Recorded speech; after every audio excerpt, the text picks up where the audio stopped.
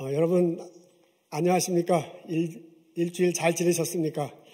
매주 교회에서 만나고 서로 인사하고 함께 예배하고 격려하고 하면 참 좋은데 만나지 못해서 얼굴 보지 못해서 참 섭섭합니다.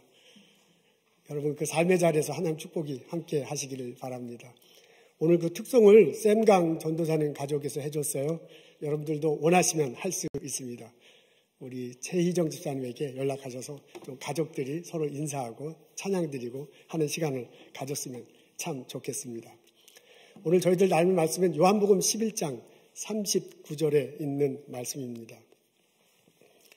예수께서 이르시되 돌을 옮겨 놓으라 하시니 그 죽은 자의 누이 마르다가 이르되 주여 죽은 지가 나흘이 되었음에 벌써 냄새가 나나이다. 예수께서 이르시되 내 말이 내가 믿으면 하나님의 영광을 보리라 하지 아니하였느냐 하시니.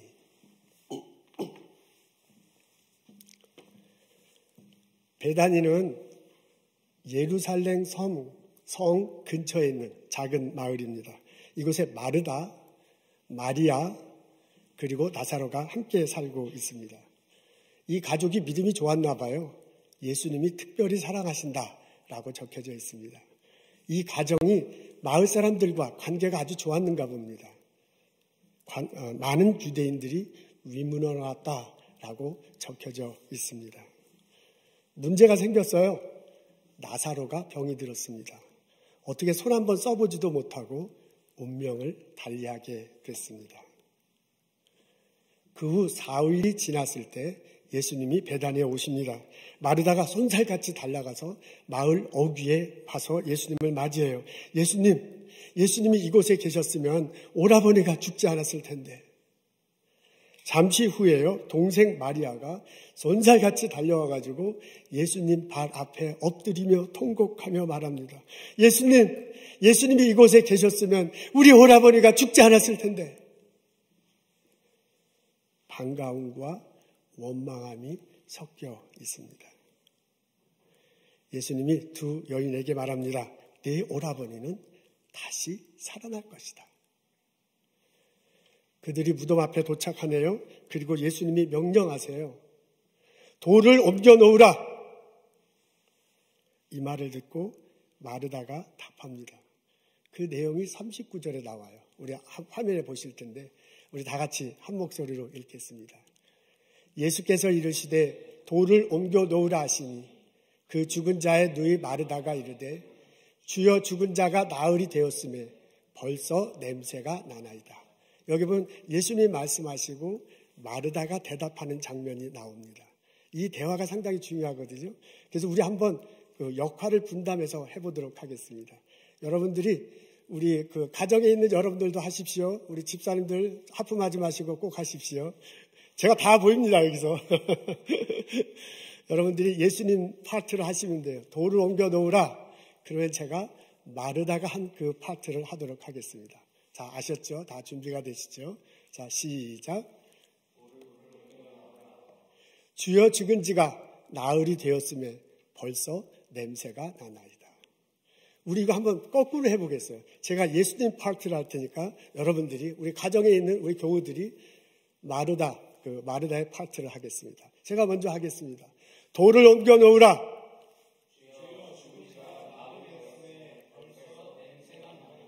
아멘.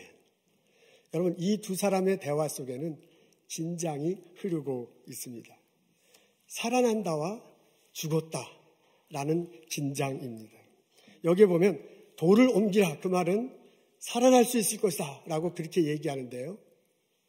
돌을 옮기지 않겠다, 그 말은 이미 죽었습니다라고 생각하고요. 돌을 옮기지 않겠다고 그렇게 답하는 마르다를 볼 수 있습니다. 한쪽에서는 파시블하다라고 이렇게 이야기하는데 다른 한쪽에서는 임파시블하다라고 말하고 있습니다.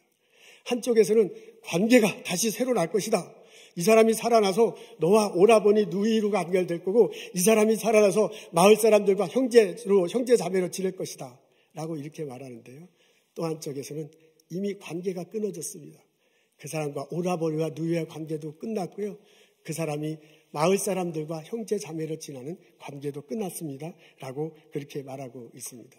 한쪽에서는 이 사람의 현재가 있다, 이 사람의 미래가 있다 라고 이렇게 말하는데요. 또 한쪽에서는 그 사람은 과거 속의 사람입니다 라고 말하고 있습니다. 한쪽에서는요, 소망이 있다 라고 말하는데요. 또 한쪽에서는 절망입니다 라고 말하고 있습니다. 이 둘 사이에 긴장이 흐르고 있어요. 이 긴장을 예수님이 건강하게 풀어내십니다.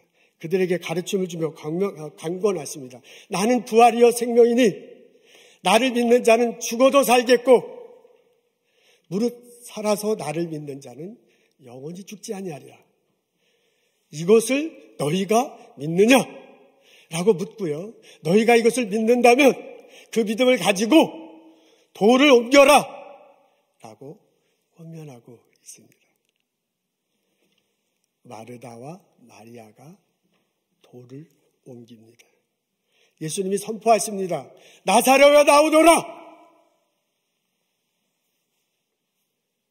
나사로가 일어납니다. 나사로가 걸어 나옵니다. 얼굴에 수건을 두르고 있고요. 손과 발에는 이 배로 이렇게 뭉대처럼 이렇게 둥그고 있는 채로 걸어 나옵니다. 나사로가 살았습니다. 죽었던 자가 다시 사는 역사가 일어났습니다. 이 사건의 핵심은 믿는가입니다. 예수님이 마리아와 마르다에게 물어요. 내가 부활이요 생명인데 내가 믿느냐? 라고 묻습니다. 내가 믿으면 하나님의 영광이 드러나는 사건을 경험하게 될 것이다 라고 이야기하고 있습니다. 그랬더니요, 마르다하고 마리아가 내가 믿습니다 라고 말을 하고요, 믿음을 곧 행동으로 옮겨요. 믿습니다 라고 말하고 행동으로 옮긴 게 뭐냐면 돌을, 예수님 말씀하신 대로 돌을 옮겨서 문을 여신 것입니다. 마르다가 마리아가 한 일은 돌을 옮기는 것이고요, 나머지는 예수님이 하셨습니다.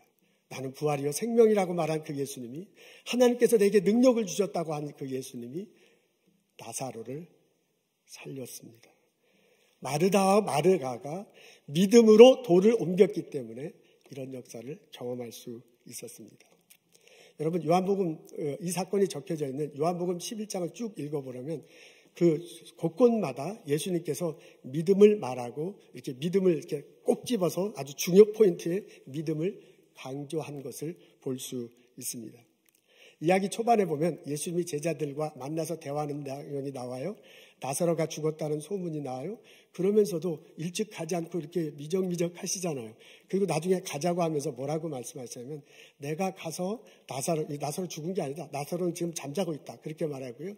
이 사건을 통해서 하나님 영광을 받으실 거다. 내가 하나님의 아들임이 드러나고 내가 영광을 받으실 거다. 그러면서 영광을 받을 거다. 그러면서 뭐냐면 너희들이 믿음이 생기는 계기가 될 것이다 라고 그렇게 말합니다. 나중에 예수님이 마르다와 마리아를 만나요. 근데 마르다와 마리아가 하는 행동은 울며 고통스러워하며 원망하는 건데, 예수님이 한 행동은 이 사람들이 믿음이 있는가를 자꾸 그걸 확인하는 거예요. 그래서 마르다를 만날 때도 믿음이 있느냐고, 나는 부활이요 생명인데 너가 그것을 믿느냐, 이렇게 얘기하고요. 나중에 마리아에게도 죽지 않고 살아날 거다 하면서 너가 이것을 믿느냐라는 것을 자꾸 꼬집어서 묻곤 합니다. 여러분, 나중에 예수님이 그 나사로를 일으키고 나사로를 그 돌문이 열렸을 때 기도하는 장면이 나옵니다. 그때 뭐라고 하면, 하나님 나의 기도를 들어주셔서 감사합니다 라고 그렇게 말하면서요, 하나님께서 이번 사건을 통해서 여기 있는 무리들이 믿게 해주십시오 라고 그렇게 기도해요. 그렇게 기도하고 난 다음에 나사로야 일어나라 라고 말합니다. 나중에 이 사건이 끝나고 난 다음에 이 요한복음 11장 뒷부분에 읽어보면 동네 사람들이, 이 모였던 유대인들이 예수님을 믿게 됐다. 저 사람이 하나님의 아들이구나 라고 말하는 것을 적혀 있습니다. 이런 식이에요. 요한복음 11장을 얼른 쑥 읽어보면 죽었다가 죽은 사람이 살아났네 라는 사건에 눈이 들어오는데요. 그 겉으로 드러나는 그 놀라운 기적 밑에서 예수님이 정말 하고 싶었던 것은 이것을 통해 누군가가 믿음을 갖는 거예요. 이것을 통해 누군가가 믿음이 굳건해지는 거야. 이것을 통해 믿음과 누가 강건해지는 것, 그걸 원하셨습니다. 그래서 그 사건마다 예수님께서 믿느냐라고 그렇게 물어봅니다. 예수님의 관심은 믿음입니다. 그래서 마을 사람들이요, 저 사람이 예수 그리스도구나, 이 사건을 통해서 알기를 원하셨습니다. 예수님은 이 사건을 통해서 제자들이 믿음이 굳건해지기를 원했습니다. 예수님이 하나님의 아들이구나 라는 것을 체험하기를 원했습니다. 예수님은 이 사건을 통해서 마리아가 마르다가 믿음이 좀 더 이런 경험을 통해서 믿음이 좀 더 풍성해지기를 원했어요. 믿음이 더 강해지기를 원했어요. 그래서 이 강한 믿음을 가지고 풍성한 삶을 살기를 원하셨습니다. 그래서 예수님이 사건마다 너가 나를 믿느냐? 나는 부활이요 생명인데 나를 믿는 자는 죽어서 살거든. 무릇 살아서 나를 믿는 자는 영원히 살게 될 것인데 이것을 믿느냐? 라고 계속해서 물어본 것입니다. 그러면서 이것을 믿는다면, 이것에 대한 소망을 갖는다면 너가 입으로 말할 뿐만 아니라 삶으로 옮겨라. 그러면서 한 것이 뭐냐면 돌을 옮겨라. 저 무덤 속에 있는 돌물을 옮겨라. 라고 마르다와 마리아에게 요청하신 것입니다. 이 예수님은 똑같은 마음으로 우리들을 바라보고 계십니다. 예수님은 우리들의 삶의 고비고비마다 우리와 함께 하시면서 예수님이 무언가를 우리에게 해주기 전에 너가 이것을 믿느냐? 라고 확인하고 싶어 하십니다. 그래서 내 믿음이 이 사건을 통해서 생기고 이 사건을 통해서 굳건해지고 이 사건을 통해서 믿음이 강해져서 그 믿음을 바탕으로 풍성한 삶을 살기를 원하십니다. 지금 우리는 생전 겪어보지도 못한 이런 사태를 겪고 있습니다. 어떻게 해야 될지 잘 모르겠습니다. 언제 끝날지 잘 모르겠습니다. 이거야말로 오리무중입니다. 아이들이 학교를 안 가는 게 아니라 지금 아이들이 학교를 못 가네요. 지난주에는 우리 비즈니스 하시는 분들 다 문 닫아라 2주 동안. 강제적으로 문을 닫는 수밖에, 오더긴 오더지만 또 우리도 이제 자발적으로 하긴 하는 거지만은 문을 닫을 수밖에 없습니다. 회사에서 일하는 교우들은 교우들대로 집에서 재택근무하도록 그렇게 요청받고 있습니다. 이거 막 되도록이면 집에 있어라. 신문을 봐도 코로나 바이러스, 뉴스를 봐도 코로나 바이러스, 사람들 만나도 코로나 바이러스. 뭐 그런 노래 있잖아. 여기 보아도 내 사랑, 저기 보아도 내 사랑. 이게 원래 좋은 건데 여기 봐도 내 사랑, 저기 봐도 내 사랑인데요. 요새는 그게 아니라 여기 봐도 코로나, 저기 봐도 코로나. 이거 막 이게 지겨워 죽겠어. 여기 봐도 코로나, 저기 봐도 코로나. 환장하겠습니다. 이런 상황이 우리를 힘들게 합니다. 다른 사람들과 거리를 두어야 돼요. 이게 관계가 깊어지는 게 아니라 관계를 멀리 해야 돼요. 하던 일을 멈춰야 돼요. 잘못하다가는요, 병에 옮을 수가 있어요.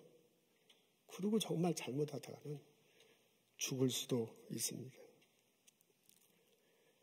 이런 상황이 우리 생각을 붙잡습니다. 이런 환경이 우리의 마음을 짓누릅니다. 내 영혼 한 구석에 공기가 안 통해요. 이게 공기가 살살살살 통해야 되는데. 내 심령 깊숙한 곳에 무언가 썩어져 가는 것 같아. 나도 모르게 내 안에 무덤이 생겼어요. 나도 모르게 내 안에 생긴 무덤 앞에서 두려워 떨고 있는, 울고 있는 나 자신을 볼 수 있습니다. 이런 나를 예수님이 바라보십니다. 이런 나를 보면서 비통해 하세요. 이런 나를 보면서 눈물을 흘리시며 예수님이 말씀하십니다. 너의 무덤에 돌물을 옮겨라. 내가 부활이요 생명이니 나를 믿는 자는 죽어도 살겠고 무릇 살아서 나를 믿는 자는 영원히 살겠다라는 것을 너가 믿는다면 너의 마음속에 무덤 속에 있는 그 돌문을 열어라 라고 말씀해 주십니다. 내가 하나님이 보내신 분이다. 내가 하나님의 능력자다. 나를 믿어서 구원 얻는다고 믿는다면 나와 함께 있기 때문에 나의 능력을 통해서 내가 다시 삶을 믿는가? 내가 다시 숨쉬게 되는 것을 믿는가? 내가 다시 일할 수 있고, 내가 다시 회사에 나갈 수 있고, 내가 너의 스몰 비즈니스를 다시 오픈할 수 있고, 내가 다시 건강케 만들 수 있고, 내가 너의 가정을 다시 활성화하고 재밌게 행복하게 살아갈 수 있고, 내가 너의 일터에서 효율적으로 하고 학교에서 잘 가르치고 연구소에서 잘할 수 있도록 만들 수 있다는 것을 믿는가? 내가 그것을 믿는다면 너의 마음속에 있는 무덤 안에서 울고 있지 말고 돌문을 열어라. 돌문을 열어라! 라고 예수님이 말씀하십니다. 아멘. 나는 부활이요 생명이신 예수님을 믿습니다. 예수님을 믿으면 죽어도 산다. 무릇 살아서 믿는 자는 영원히 죽지 않을 거다. 나는 그것을 믿습니다. 그 예수님이 나와 함께 하십니다. 그 예수님이 하나님께 받은 능력으로 나에게 은혜를 더하실 것입니다. 라고 고백하며 살아가는 나와 여러분 되시기를 소원합니다. 내가 그렇게 고백하고 선포할 때 내가 내 마음에 딱 있는 무덤의 돌문을 열 수 있습니다. 내가 열면, 그렇게 고백하고 열면 나머지는 예수님이 하셔요. 나사로를 살린 것은 마르다와 마리아가 아니에요. 마리아다 마리아가 한 것은 돌문을 연 것뿐이에요. 나머지는 예수님이 하십니다. 예수님이 썩어져가는 내 영혼을 다시 살릴 것입니다. 예수님이 숨쉬지 못해서 막 헐떡헐떡 하는 나에게 생기를 부어주실 것입니다. 이제는 끝난 게 아닌가 라고 말할 때 끝난 게 아니다. 새로운 시작이 있다. 이제는 우리들의 관계가 다 끊어진 게 아닌가 할 때 무슨 소리야. 관계가 끊어진 게 아니라 새로운 관계가 시작될 것이다. 말해주고 체험케 하실 것입니다. 이제 나는 과거에 막 이렇게 막 사는 것이 아니라, 과거에 사는 것이 아니라 미래에 막, 과거에 옛날에 있었던 일 자꾸 생각하고 그렇게 해서 안 될 때 그렇게, 그거 옛날 일 자꾸 생각해도 소용없어요. 내가 정말 예수를 믿는다면, 그분이 부활이고 생명이라고 믿는다면, 그분 때문에 내가 다시 산다는 걸 믿는다면 현재를 생각하고 미래를 생각하며 살아갈 수 있습니다. 임파서블이 아니라 파서블하게, 내가 죽는 것이 아니라 새로 살아난다 라고 고백하며 살 수 있습니다. 절망 속이 아니라 소망을 가지며 우리는 살아갈 수 있게 될 것입니다. 지금은 힘들지만 먼 훗날 우리는 이렇게 얘기할 수 있어. 그래, 2020년도 코로나 바이러스 때문에 참 힘들었다. 근데 그것을 견디다 보니, 그래서 더 자꾸 예수님 막 손잡다 보니, 내 믿음이 생겼어. 내 믿음이 점점 강건해졌어. 내가 굳건해졌어. 라고 고백하는 날이 올 것입니다. 여러분, 이런 경험들이 모아지고요. 이런 경험들이 쌓여지고요. 이런 경험들이 깊어져서 내게 믿음이 생깁니다. 내가 믿음이 자랍니다. 그래서요, 먼 훗날 언젠가 예수님이 오실 것이라는 게 정말 믿어져요. 예수님 오시면 부활한다는, 예수님 앞에 심판받고 예수님과 함께 새하늘과 새 땅에서 영원히 살게 될 것이다 라는 우리의 본질적인 고백, 그 고백도 나도 하고 그것을 나도 붙들고 하루하루를 사는 믿음이 생기게 될 것입니다. 내 마음속에 있는 무덤 앞에서 울지 말고 그 무덤의 돌문을 여십시오.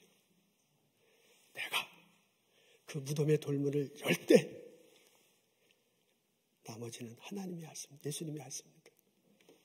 예수님이 내게 들어와 생기를 불어주셔 살게 하시고, 예수님이 내게 들어와 절망이 아니라 소망을 가지며 살아가게 하십니다. 나의 마음속에 돌무덤을 여는 나와 여러분 되시기를 주님의 이름으로 축원합니다. 이스라엘 백성들이 바벨론의 포로로 잡혀간 적이 있습니다. 성전이 무너졌잖아요. 성벽이 다 깨졌습니다. 영원할 것 같은 다윗 왕조도 끝났습니다. 그래서 백성들 마음속에는 너무너무 힘이 들었어요. 아니, 하나님은 계신가? 하나님이 계시다면 도대체 어떻게 해서 이런 일이 벌어지는가? 에스겔 37장 11절에 뭐라 하냐면, 이스라엘 백성들의 말, 우리는 소망이 끊어졌다. 소망이라는 단어가 나요. 우리는 소망이 끊어졌다. 그리고 다 멸절됐다. 이제 우리 다 죽어버렸어. 그렇게 백성들이 말하고 있습니다. 그때 하나님이 에스겔을 부르잖아요. 환상 가운데 가운데 보니까 골짜기로 들어가는데 왜 골짜기에 막 뼈들이 쫙 사람 뼈들이 막 가득해. 근데 하나님이 에스겔을 통해서 말하게 하십니다. 하나님이 직접 하신 게 아니라 에스겔을 통해서 이렇게 너의 마른 뼈들아 살아나거라. 하나님이 하라는 대로 에스겔이 외쳤더니요, 뼈들이 다닥다닥 막 일어나요. 뼈들이라서 뼈들이 막 붙어요. 그리고 뼈들이 붙고 거기에 힘줄이 막 생겨요. 힘줄이 생기고 이 가죽이 아니라 피부가 덮여요. 그리고 막 사람이 되는 거야. 나중에 생기가 와가지고 완전히 그 생기가 나고 사람이 되잖아요. 이 사람들이 큰 군대가 되었다라고 그렇게 적혀져 있어요. 하나님 환상 가운데 에스겔에게 그걸 보여주고요. 이제 너 이스라엘 백성들에게 가라. 그리고 이스라엘 백성들에게 말하라고 합니다. 그래서 에스겔이요, 이스라엘 백성들에게 찾아가서 이야기합니다. 하나님이 우리들에게 무덤을 열어주시고 우리를 나오게 할 것입니다. 하나님이 새 영을 부어주셔서 우리도 고향 땅에 돌아가게 할 것입니다. 그곳에서 새 성전을 세우고 그곳에서 예루살렘 땅을 만들고 그곳에서 새로운 농장을 지며 가축을 위해서 살게 할 것입니다. 소망을 가지십시오. 에스겔이 이스라엘 백성들에게 외칩니다. 오늘 저희들은 요한복음 11장에 있는 말씀을 읽습니다. 그 11장의 말씀을 묻고 묵상하노라면 조용히 나를 바라보고 마음속에 비통해하며 얼굴에 눈물을 흘리며 나를 바라보는 예수님을 볼 수 있습니다. 나는 부활이요 생명이니 나를 믿는 자는 죽어도 살겠고 무릇 살아서 나를 믿는 자는 영원히 죽지 않으리라. 너가 그것을 믿느냐? 너가 그것을 믿는다면 너의 마음에 돌문을 치워라. 저 멀리에 있는 에스겔이 보스턴 땅에 사는 나에게 손 마이크하고 쫙 외치는 소리가 들려요. 소망을 가지세요. 기도하겠습니다. 하나님, 예수님이 계셔서 참 감사합니다. 하나님, 그 예수님을 믿고 하루하루 살 수 있도록 도와주셔서 감사합니다. 이제 내가 주님의 손을 잡고 이 어려움을 이루어 나가기를 원하오니 내 손을 잡아주시고 내게 은혜를 베풀어 주옵소서. 나는 부활이요 생명이란 그 예수님을 믿어 새 능력에 덮이고 새 은혜에 덮여서 힘있게 소망있게 살아가게 하옵소서. 하나님, 우리 각 가정에 주님께서 성령으로 임재하셔서 은혜를 내려주시고 축복케 하실 줄로 믿습니다. 건강케 하시고 강건케 하실 줄로 믿습니다. 가족들 서로 사랑하는 계기가 되게 하시고 가족들 서로 보살피며 도와주는 이런 계기가 되게 하옵소서. 하나님, 코로나 바이러스 사태로 인해서 최전선에서 싸우고 있는, 일하고 있는, 수고하고 있는 우리 하고 있는 그 메디컬 스텝, 그 의료진들을 위해서 기도합니다. 하나님, 병들지 않도록 지켜주옵소서. 힘들지 않도록 강건케 하시옵소서. 이 어려움을 잘 지켜나갈 수 있도록 은혜를 허락하시옵소서. 우리 스몰 비즈니스 하는 형제자매들 기억하시고 하나님께서 이 기회를 통해서 어떻게 더 잘할 것인가를 꿈꾸게 하시고 또한 부족한 것들을 채워주옵소서. 우리 일터에서 일하고자 학교에서 하고 직장에 다니고 연구소에 다니는 우리 형제자매들 기억하시고 하나님 지혜를 더 주셔서 이 어려움을 잘 극복해 나갈 수 있도록 인도하여 주옵소서. 하나님, 이 시간 주께서 주신 많은 것들을 기억하고 감사하며 거룩하게 구별하여 예물 드립니다. 이 예물과 함께 우리의 삶을 드립니다. 이 예물과 함께 우리의 예배를 드립니다. 주여 받아주시옵소서. 주님 은총을 허락하시옵소서. 예수님 감사합니다. 예수님 이름으로 기도합니다.